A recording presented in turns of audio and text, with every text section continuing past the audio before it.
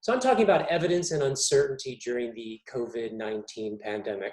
And what I want to do in this brief talk today is give you a little bit of an overview of what evidence is, what it means for the pandemic and pandemic response, and what kind of evidence we need and challenges that we face in getting it. And then also make a few observations on the context in which all of this is occurring. So I'll start off with this graphic. Some of you may be familiar with it. This is the Johns Hopkins University's COVID-19 tracker.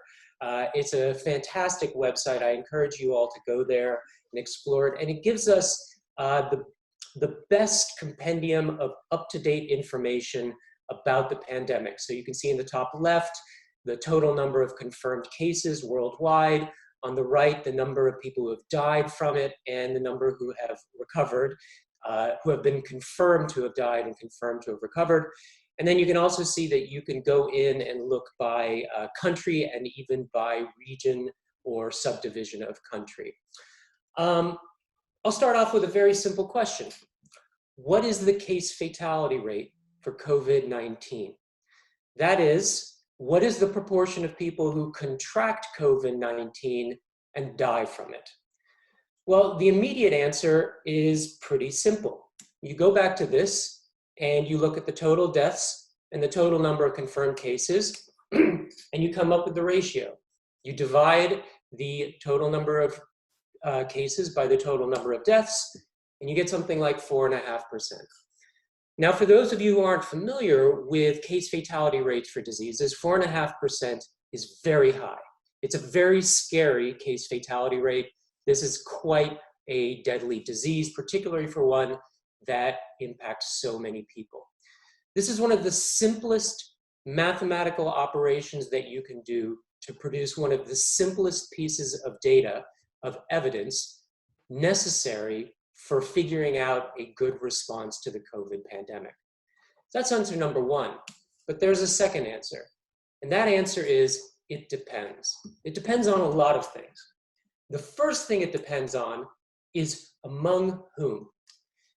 So this is on the right of your screen, a graphic from a BBC News story from the 2nd of March that shows that the case fatality rate or ratio changes depending on what population you're interested in. As I'm sure you all are aware, it changes dramatically depending upon age. It's very clearly age stratified, very similarly to other infectious diseases and other diseases, in that elderly people, particularly 60 plus, have a much higher case fatality rate than younger people, particularly very young people. The people with pre-existing conditions, particularly cardiovascular disease, diabetes, and so forth, have a higher case fatality rate. And there's some evidence that men have a higher case fatality rate than women, probably due to the fact that men might have worse health behaviors and have higher rates of underlying health conditions that matter, but we're not really sure. It also matters where in the world we're asking about. So here you can see a very, very recent article from the Journal of the American Medical Association that compares case fatality rates in Italy as of March 17th and China as of February 11th, a comparison of roughly the same points in the epidemic for the two countries. And if you look, you can see that the overall case fatality rate in the two countries appears to be very different. 7.2 in Italy, 2.3 in China. And if you look at the age stratification of the case fatality rates, it appears to be different as well, with much higher case fatality rates at the higher ages in Italy than in China. So it depends upon who we're asking about. There's a second thing that many people might not really think about. And here's a third graphic that shows a comparison between South Korea, China, Spain, and Italy. And I wanted to put this up because it broadens it out with two other countries. But since we're talking about evidence, I also want to talk a little bit about sources of evidence. So I've given you three different kinds of sources of evidence here. I've given you a story from BBC News, which is a very reputable sort of mainstream news site. I've given you a source of evidence from the Journal of the American Medical Association, which is one of the top ranked medical journals in the world. The third is a graphic that you might have seen. I've probably seen this graphic more than I have either of the other ones. And this is from the Twitter account of someone named Andy Biotech. Now, I don't know who Andy Biotech is, but apparently he's a biotech investor, recovering scientist, may have long short positions and mention names, and is simply giving you his opinion. But this graphic I have seen quoted in a number of stories, and it has gotten arguably more traction than either of these ones. And this really takes us back to Taylor Owen's talk on Monday about different kinds of sources of information and how much we trust different kinds of information. The second thing that we may not often think about when calculating the case fatality ratio is when are we doing it? Case fatality rates are cross-sectional pieces of data. We are asking, what is the case fatality rate at a particular moment in time? So if you look on the right of your screen here, I'm showing you a report from the World Health Organization's mission from the 16th to the 24th of February. And they do a nice job of plotting out the apparent case fatality ratio between the 10th of January and the 20th of February for 4 different geographic regions: Wuhan and Hubei, then China outside of Hubei, and China overall. And one of the things that will immediately become apparent is that in the early to mid-January, it looked like the case fatality rate was astronomically high, upwards of 20% in Wuhan. But as time went on, the case fatality rate seems to have gone down for all these regions and seems to be converging somewhere closer to between 0 and 5. This is not unusual for epidemics. We saw this, for example, during the H1N1 epidemic, when early reports of the case fatality rate were very high, but eventually they converged to a much lower number. Why is this? The main reason is, going back to this calculation, early on, we have a relatively good handle on the number of deaths, but the number of cases, the denominator, we often have much less information about the number of cases, so the proportion of deaths relative to cases is much higher. But as time goes on, we get a better and better understanding of what that denominator actually is. This is really highlighted in another recent article from February 28th, written by Anthony Fauci, the director of the US's National Institute for Allergy and Infectious Disease, called COVID-19 Navigating the Uncharted, where he really sort of gave a lay of the land of what's going on with COVID-19 as of the end of February, which seems like a long time ago, but that really was only about 3 weeks ago.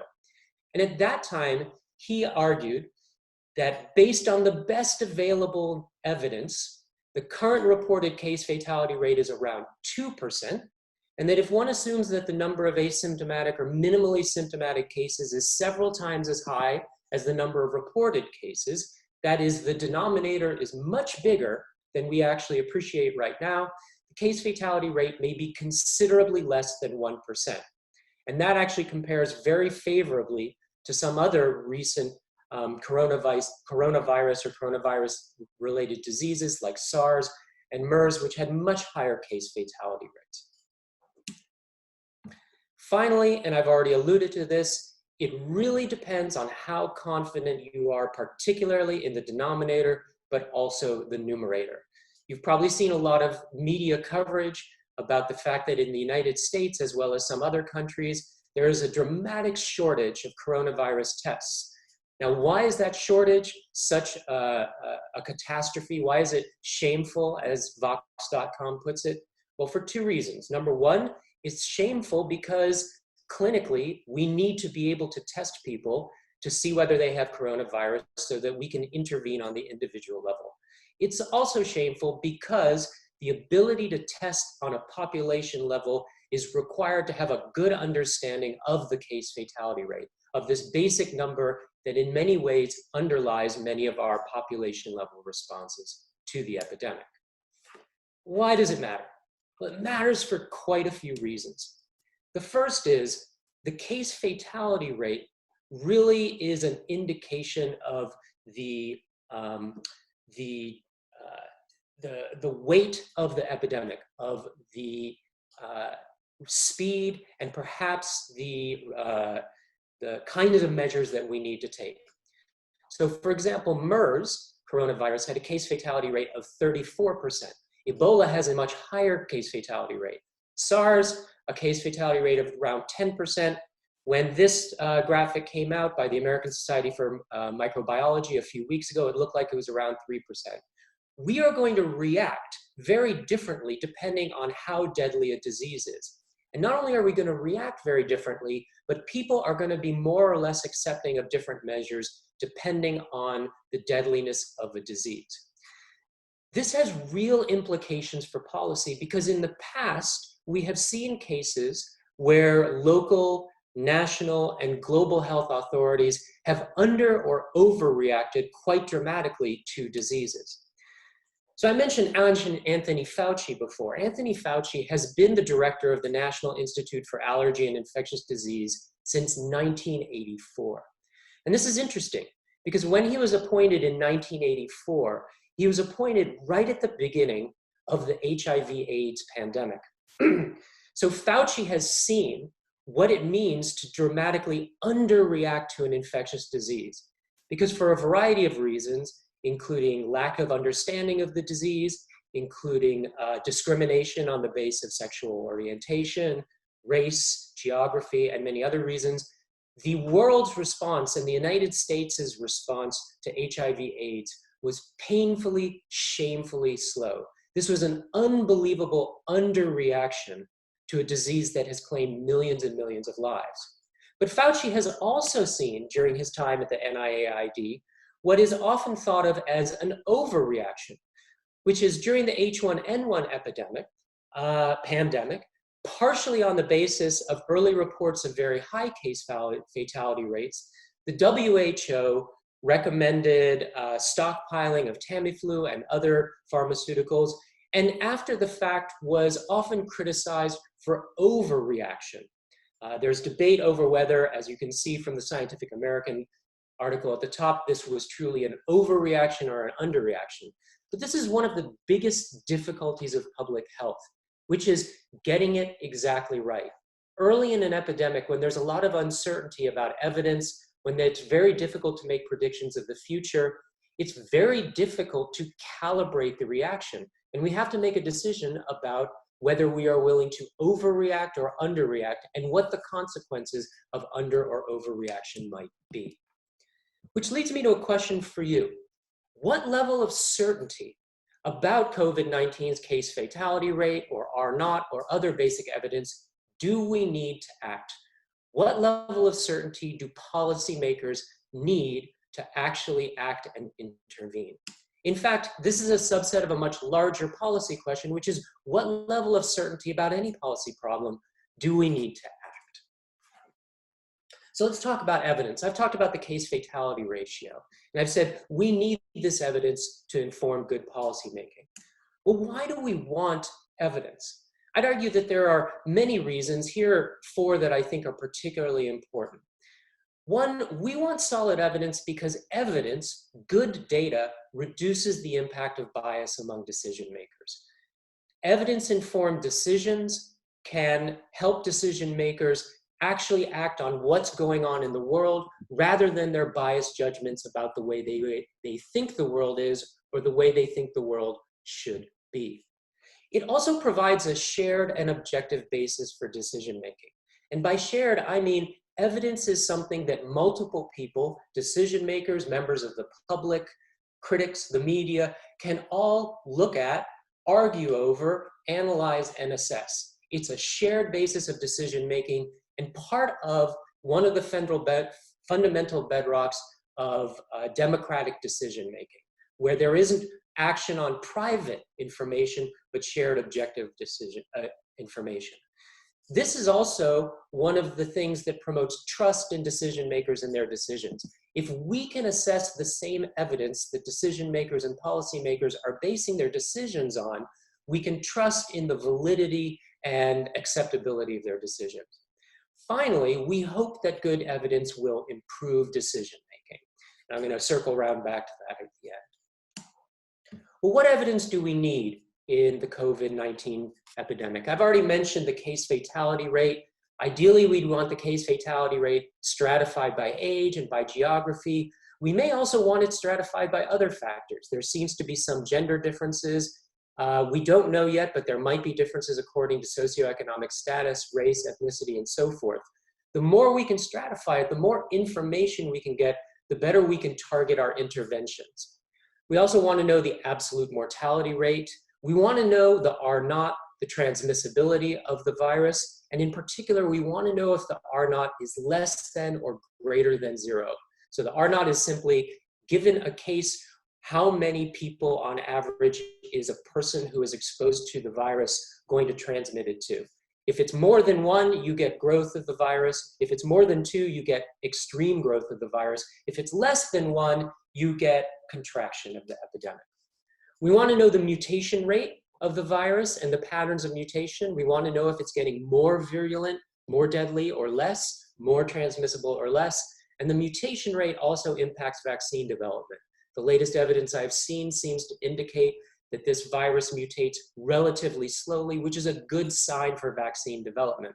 One of the reasons we have to get new flu vaccines every year is because the influenza virus actually mutates much more quickly. Finally, we need to know the effectiveness of mitigation measures. We need to know what works. We need to know the behavioral interventions like social distancing and so forth, how well they work at reducing the spread of the epidemic. We obviously need to test and understand the impact of pharmacological interventions. You've probably been reading about several or many different potential treatments or even possibilities for vaccines. Many of them are interesting hypotheses, but until we've subjected them to rigorous testing, we just don't know how effective they are. Finally, we need to know the effectiveness of political interventions, large-scale policy interventions like closing borders. There are challenges to collecting all this evidence. The main challenges to collecting evidence on absolute mortality and case fatality rates is that we need to confirm and notify of COVID-related deaths. So we need, upon someone dying, for someone to come in and confirm that that death was actually COVID-related. Often this is done based on symptoms and other things, but increasingly we can actually test to confirm that it was COVID-related. I've already mentioned that we really need a better understanding of the denominator, the actual prevalence. And in many cases, we really have no idea what the extent of those denominators are. And that's why many of our current estimations of case fatality ratios are probably too high.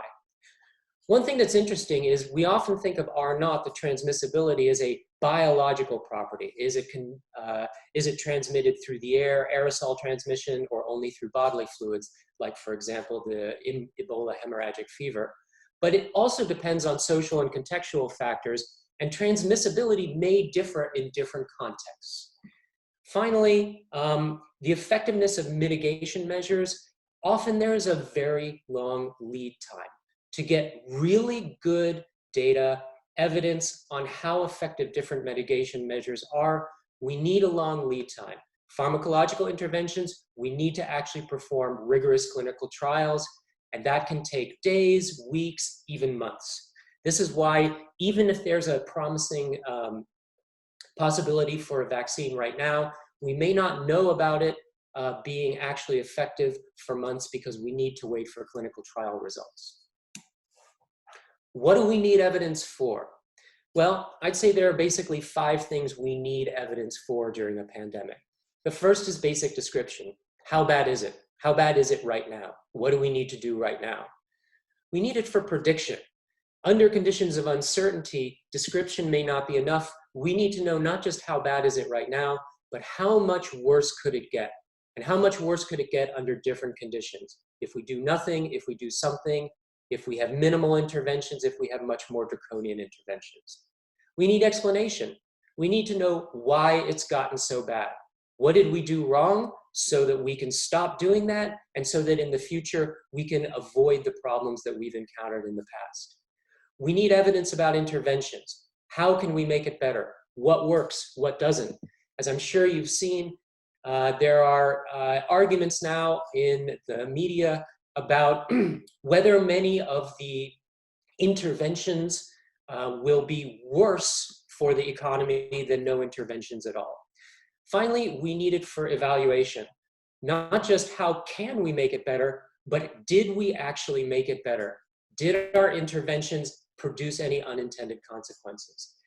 I want to point something out, which is usually the same data that we collect can inform all of these things, but evidence for one thing is not necessarily useful for another, and sometimes may come at the expense of another. And I'll give you one example. On March 21st, Gavin Newsom, the governor of California, announced that he was going to shift, or the public health authorities in California were going to shift from broad-scale community surveillance to more targeted testing. Broad-scale community surveillance is very, very good for trying to get a handle on the denominator of the case-fatality ratio, because you randomly sample from a population and you have a good way of estimating what the underlying prevalence of coronavirus is. Targeted testing is much better for helping understand what the prevalence is among very particular high-risk groups. So there's a bit of a trade-off there depending on what kind of evidence you want to get and what kind of interventions you want to do. Finally, where do we get evidence from? There are many different sources of evidence or data. The first is historical data. We have lots of data about disease, infectious disease, mitigation strategies, and even disease mitigation strategies and so forth for coronaviruses. We can make projections based on this historical data. This data is already available. That's a real strength. A real weakness of historical data is the relevance of historical data to contemporary problems is always somewhat uncertain. Past performance does not predict future performance in the stock market, but also in many other arenas as well. We also get evidence from routine surveillance and vital statistics. So most, if not all, countries in the world routinely collect data about health, and this is routinely available, and we already have a good infrastructure for collecting this data. However, its reliability really varies by jurisdiction. So right now we have very good data for a number of countries, a number of developed and industrialized countries. The infrastructure for routine surveillance in the developing world is much shakier, and the reliability of that evidence is much lower. We can also institute new surveillance, for example, testing for COVID-19. This provides much more definitive kind of evidence, but as I've already discussed, the availability differs quite dramatically from different places. We can conduct observational studies. This is where we are not actually randomizing anything. We are simply collecting data on the fly to try to understand things like the impact of interventions and evaluate the success of different kinds of strategies for intervening. This is relatively easy to do, but one of the biggest problems is that it often provides you primarily with correlational data, which is very difficult to draw robust causal inferences from. We can also conduct randomized controlled trials or look at natural experiments, which is often seen as the gold standard for providing us evidence for action. It often, if it's well designed, can provide the basis for robust causal inference to help us answer questions like, why did things get so bad? What's going to work? Problem is, conducting these kinds of trials is often slow and very resource intensive. There's a long lead time for us to get this kind of evidence. Finally, there's modeling, and I've put modeling in red because I would argue that modeling we often treat as a kind of evidence, but it's not actually evidence in the same way that the other sources of evidence are. Modeling is easy to do. You just need a computer or a slide rule or a calculator. But it's very difficult to interpret, and it depends incredibly heavily on your assumptions, most of which are drawn from that top line, historical data. So let me make a few observations here. The first is, beware cross-sectional data. Policymakers, decision makers, you and me, we all have to make decisions about what we are doing in the moment. And the best that we can do often is to look around us and say, what's going on now? We look at this and we say, what should we do? What should I do with my own behavior? What should I do with my family's behavior? If I'm a decision maker, should I institute some kind of self-isolation protocols? Should we close the borders? Should we close all non-essential services? And we base it in part on scanning the territory. But every single piece of data is cross-sectional, and we are extremely limited by looking at cross-sectional data. And just to give you an idea, this shows the cross-sectional data from this morning. When I did a draft of my talk last night, this was the cross-sectional data. And you will see that between last night and this morning, something like an additional 27,000 cases have been added and an additional 1,500 deaths. I'll also note that I gave a version of this talk on the 4th of March. And on the 4th of March, this was the graphic that I used. And I'll direct your attention to the United States. On the 4th of March, there were apparently 94 cases in the United States. 127 cases in the United States. And it would have been very hard at that time to predict that within 3 weeks, there would be 46,000.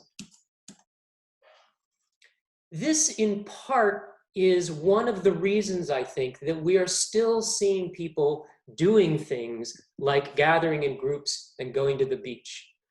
When you look at this, or maybe even this, it's difficult to see, to project into the future how bad things might get. And we tend to act on the way things look now. And if the way things look now is that you don't personally know anyone who's died or even contracted coronavirus, if in your group of people things seem normal, you will tend to make decisions based on the normality of the current situation rather than projecting things into the future. Second, I already alluded to this, models are only as good as their assumptions, including historical data. Most of the projections, all of the projections we have of what might happen under different circumstances are based on models. So for example, you might have seen some version of this graph from a recent study done by some researchers at Imperial College. Apparently this study actually was very, very important in spurring the United Kingdom's government to ramping up their self-isolation and mitigation measures. This shows you a model of different potential outcomes depending on different strategies for different social distancing measures. It's a very rigorous model, and it gives you different projections for what will happen based on different kinds of interventions. But it's based on very particular assumptions, and these assumptions have been robustly criticized. In fact, I very strongly urge you to go to this site and play around with the epidemic calculator that allows you to input different pieces of evidence that I have already discussed. So for example, the R0, the population size, the transmission time, the duration that a patient is infectious, and then in real time models the potential pandemic. And you will see that based on your assumptions and based on the data you have, the cross-sectional data you have right now, you can get very, very different outcomes. This is not a flaw of models, it's simply a fact of life about models that we base predictions on. A third observation I want to make concerns generalizability, often called transportability, and very closely related to scaling up. We are constantly taking in new evidence, new information about what's happening in different parts of the world, both what's happening with the pandemic itself and with responses to it. And the question we often ask ourselves as decision makers and policy makers is, will that work here? So, for example, here's a recent New Yorker article, Keeping the Coronavirus from Infecting Healthcare Workers, What Singapore's and Hong Kong's Success is Teaching Us About the Pandemic. So very famously, Singapore and Hong Kong have both been relatively successful in containing or flattening the curve of the pandemic, particularly among healthcare workers, with a series of potential kinds of interventions. And what we want to do is look there and say, can we import those measures here? The thing I want to caution us about is that every intervention is, in a sense, an experiment. It's an experiment on a very particular population under a very particular circumstances and context. And the likelihood that what worked in Singapore and Hong Kong will work in Montreal or New York or Abu Dhabi or Cairo is up for discussion and debate. It may not. But as with most experiments, they're very, very highly specific, and transporting the results from one place to another presents challenges. This is also true of how we understand basic things like how the virus spreads, the case fatality rate, and so forth. So as I'm sure many of you know, Italy has been hit particularly hard by the COVID-19 pandemic. And one of the things we might ask is, why? In fact, this recent Wired article asked, why has the coronavirus hit Italy so hard? The easiest answer is we don't know, but we suspect it might have to do something with the actual demography of Italy. So the proportion of people that are elderly, and also the widely accepted cultural behaviors of Italian society. How much do elderly mingle with younger people? How many elderly live at home with younger family members? So what we understand from the spread of the coronavirus in Italy may or may not inform the kind of responses we need to do in Canada or in other countries. Populations are not randomly assigned. Populations are very different. There's an incredible heterogeneity. And while we can draw lessons from what happens in other countries, we always have to be cautious about doing so.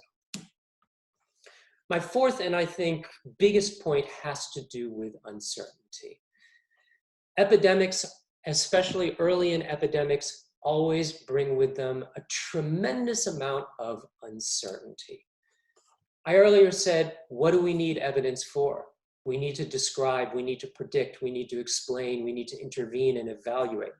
I will note here that we are unlikely to get solid, definitive answers to these questions. The best we can do is estimate in the moment and make the best decisions we can based on the best available evidence.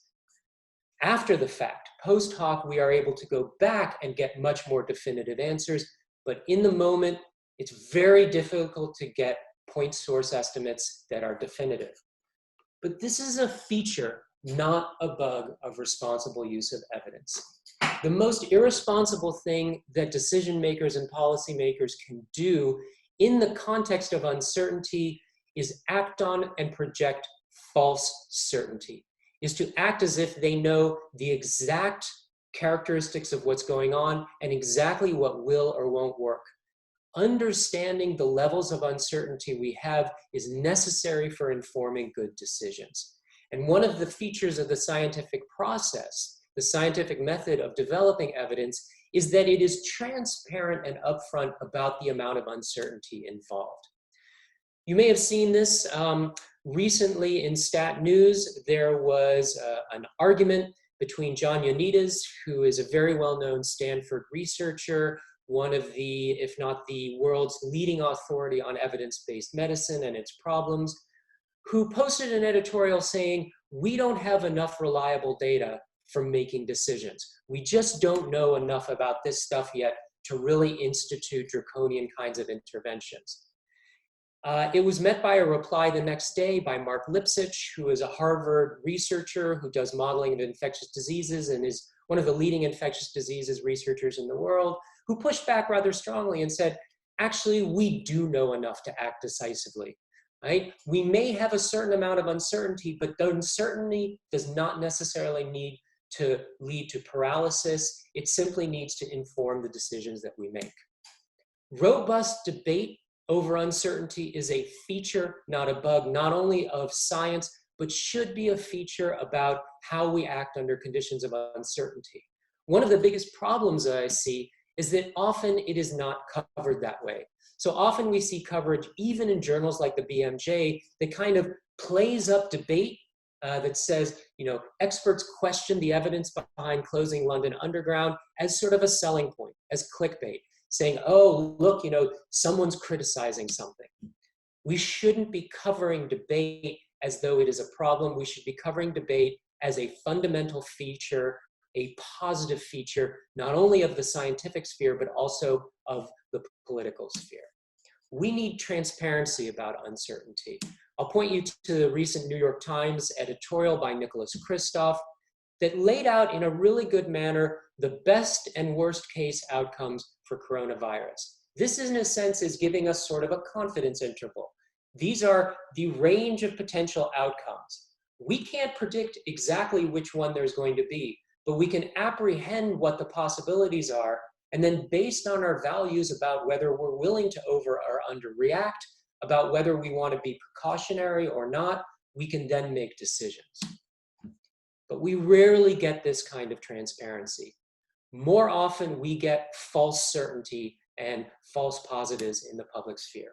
Why? And this is one of my last points, because there is an incredible demand for certainty in individual and public life. Why? Well, there are several sources. Who wants certainty? Well, I'd say we all want certainty. Individuals really want certainty. We are all living under conditions of incredible uncertainty. We don't know what's going to happen with us. We don't know what's going to happen with our families, people we care about, all the way up to the political economic system. Uncertainty is psychologically stressful and can be incredibly devastating. Uncertainty is very complicated to understand.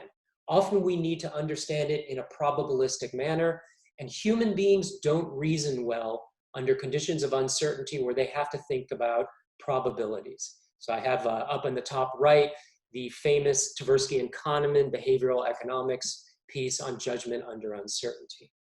I would also say, and this also sort of echoes Taylor Owen's points from Monday, the information ecosystem really thrives on a certain kind of certainty. Certainty sells. Certainty activates powerful positive and negative affective responses. Very, very certain proclamations of doom activate fear. Very, very certain proclamations that everything will be all right activates confidence. And the information ecosystem really likes certainty. It's much harder to report on uncertainty often than it is on certainty. Finally, decision makers and policymakers really crave certainty. Charles Mansky, a political scientist at University of Chicago, wrote a book called Public Policy in an Uncertain World, where he talks about the relentless drive from decision makers not to give them estimates, not to give them confidence intervals, but to tell them the exact prediction of what will happen under certain interventions. And as we saw earlier on, the downsides, the potential of criticism for over or underreaction weighs heavily on decision makers. In addition, decision makers often like to project control or competence, and this is usually done by making certain judgments, by projecting a kind of certainty about what will happen into the future. We are living in a very particular historical moment around the politics of certainty. Powerful actors now for years, if not decades, have mounted campaigns where they are trying to shift the way that we think about uncertainty and the roles that uncertainty plays in public debate. And I just want to highlight a few tactics. The first tactic is to require impossible levels of certainty from your opponents and cast doubt on your opponents when they can't provide it. So Naomi Oreskes at Harvard has written an amazing book called Merchants of Doubt, where she talks about the decades-long campaign from the tobacco industry to cast uncertainty on the links between smoking and cancer and other diseases. The decades-long campaign by climate change deniers to cast doubt and to require an absolutely impossible level of certainty from your opponents. The same tactics have been used by the sugar industry and a number of other industries. A second tactic is politicians claiming certainty, but celebrating personal authority and charisma over facts and expertise. And we've seen this most powerfully with recent populist leaders, particularly Donald Trump, but also populist leaders for decades, who will make claims to certainty and will paint usual conventional sources of authority like scientists, like experts, as fake news, will belittle those sources and claim their personal authority as the place for certainty. A final tactic is to sow and amplify uncertainty. And I'll just mention the conventional point of view, which is that the Russian disinformation and misinformation campaign is not necessarily one to achieve a particular outcome or to promote a particular point of view, but actually to sow chaos and uncertainty. Anthony Fauci is particularly aware of this. And this is why he is in an incredibly difficult situation. Because as a scientist who's worked at the NIAID for 20 plus years, he has repeatedly had to understand the importance of making decisions under conditions of uncertainty while working with a boss who demands a certain kind of uncertainty. So this is from a Politico article from a few weeks ago, where if you look at the quote I've highlighted, in contrast to a president who says coronavirus is a hoax, certainty, he projects uncertainty. It could be really, really bad. I don't think it's going to be, because I think we'd be able to do that kind of mitigation. It could be mild. I don't think it's going to be that mild either. It's really going to depend on how we mobilize. This is a very judicious statement of uncertainty, but it doesn't play quite as well in the public sphere as a certain proclamation of a hoax. My final point about this is that predictions don't determine actions. Models are only as good as the data you feed into them, and the predictions are only as useful as the people who are making those taking those predictions to act and intervene. And a prediction one way doesn't necessarily mean people will respond in a particular way. In Quebec, there are predictions floating around right now saying there might be 18,000 cases within a month. And so far, I think Quebec authorities, they have really cracked down. They have looked at these predictions and said, we need to act now. Very famously in the United States, there have been pretty good predictions about the pandemic occurring going back to early January, but Donald Trump and the Trump administration has repeatedly failed to act on those predictions, expect to sell off stocks. And in fact, despite all the emerging consensus around how devastating the pandemic is and will be in both the United States and the United Kingdom, leaders are contradicting those predictions and saying, we are going to want to get back to work within 2, 4, 6, or 12 weeks. Finally, individuals will respond differently to evidence. So this is from a very recent poll in the US that shows that the agreement with the sort of consensus model for the best response to the COVID pandemic, flattening the curve, varies quite dramatically depending on education level. You can predict, you can model, you can do the best you can for saying, here's what's going to happen, but that doesn't uniformly drive action. Evidence alone can't speak truth to power. It's a truism that we must speak truth to power, and absolutely we must speak truth to power, but ultimately decisions rely on a robust democratic infrastructure to ensure that evidence actually can inform and change people's decision-making. I'm going to conclude with a little bit of reasons for hope. I think, unfortunately, in hearing this talk, I may come off as a bit of a cynic or a bit of a downer, but I want to just mention one thing. One thing about the COVID-19 pandemic is things seem to be going incredibly slowly. So it was back in December of 2019 that China first informed the WHO of a cluster of 41 patients with a mysterious kind of pneumonia. It took until mid-January, a few weeks, to identify the COVID-19 coronavirus. It took another week and a half for the WHO to declare a public health emergency. And by all accounts, we're going to have to wait until the end of 2020 or early 2021 for a vaccine or a treatment to be developed. This seems like a painfully long timeline. But I just want to contrast it with that first pandemic that occurred during Fauci's directorship of the NIAID. The first real information about the HIV pandemic was found in early June of 1981, when the US Centers for Disease Control reported on a cluster of 5 patients with pneumocystis pneumonia, an opportunistic infection associated with HIV. It took 2+ years for the virus to be identified. That was 2 years during which there was extraordinary uncertainty about what actually caused HIV, how it was transmitted, and so forth. It took another 4 years for the World Health Organization to establish a global program responding to HIV/AIDS. And then it took another 8 years for highly active antiretroviral therapy to become available. So yes, it may seem like things are progressing at a snail's pace. And I have highlighted all the challenges and difficulties and uncertainties around evidence during the COVID-19 pandemic. But I want to end on the note and saying we are in an extraordinarily positive situation where we have incredible amounts of relevant and useful information being produced at a furious rate. And our response to the COVID-19 pandemic is actually quite extraordinary. I will end with a couple bits of further reading for anyone who's interested in this. The first is a great Medium post on the coronavirus called The Hammer and the Dance.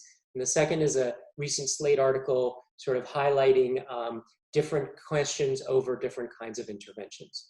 And with that, I will thank you and conclude. Thanks very much.